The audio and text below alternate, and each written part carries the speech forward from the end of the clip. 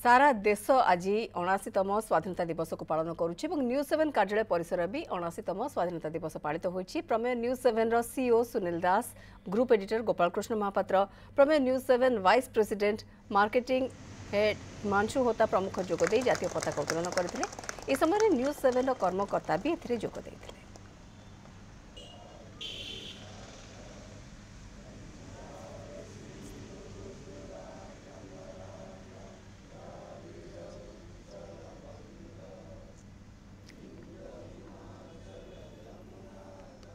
News 7 कार्यालय परिसर में 79तम स्वाधीनता दिवस पालित होइछि, जार चित्र आपण देखि पाउछन्ते। समस्त एकत्रित होइतिले एवं देशभक्ति रे समस्त ओतप्रोत होइतिले एवं जातीय संगीत गान करथिले।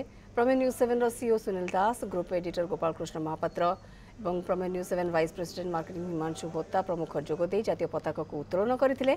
न्यूज 7 रो समस्त कर्मकर्ता एही कार्यक्रम रे जोग दैथिले।